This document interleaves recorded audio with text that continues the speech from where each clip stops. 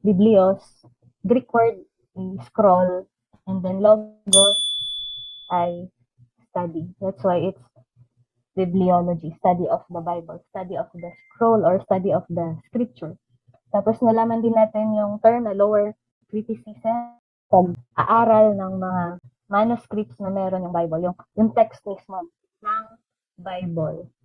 Sa higher criticism naman is yung historical criticism natin, inaaral nila yung background naman ng Bible. Kunyari, basahin yung mga ancient historians, kagaya ni Josephus, Christian man or non-Christian historians, inaaral po yan nila kasi they are comparing them.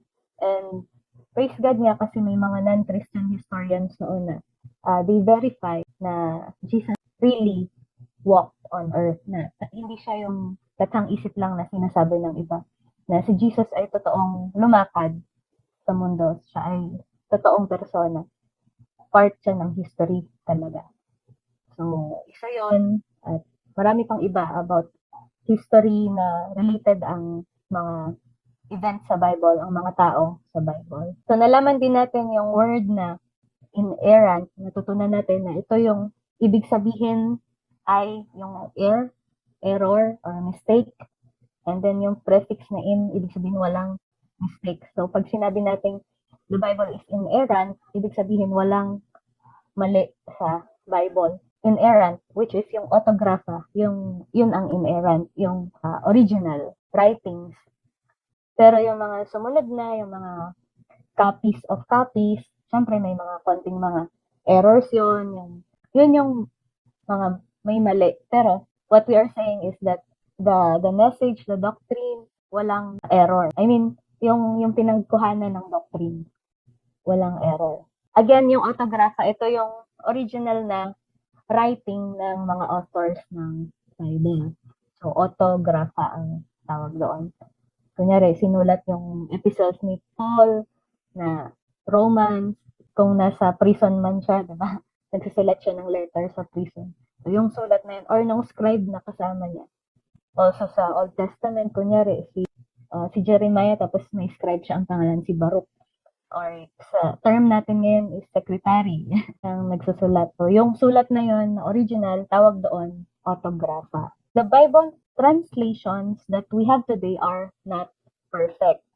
So, dahil wala na tayo ng mga autographa ngayon, ang meron na lang tayo ngayon ay mga translations na nagmula sa mga manuscripts na nakuha. So, iba-ibang translations meron tayo at sinasabi na walang perfect kasi nga wala na yung autographa. Wala na tayong kopya ng mga yun na yun. Pero, napaka-minimal lang naman ng mga pagkakaiba. Dahil yun sa pagka-compare, yung tinawag natin kaninang textual criticism. Kinompare-compare yung thousands of copies para malaman kung ano yung mga pagkakaiba, ano yung mga maliliit na pagkakaiba na yun. So, hindi siya naka-apekto sa doktrina na meron tayo ngayon.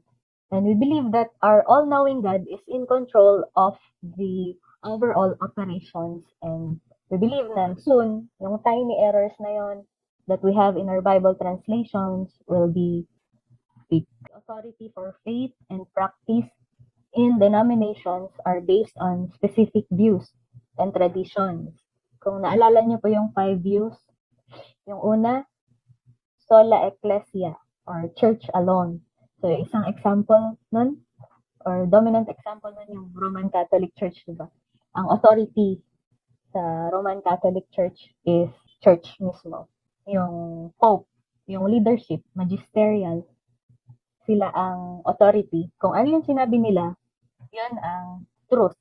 So, sa isang view naman, yung prima scriptura, sa view naman na to, the scripture is authority, pero insufficient. Kaya, kukuha pa rin sila ng truth sa tradition. Kaya, scripture and tradition sa kanila. Yung pangatlo naman is regula fidei, or rule of faith, na sinasabi na tradition and scripture are the same. Tradition is scripture. At yung view naman natin as a church, we believe that sola scriptura.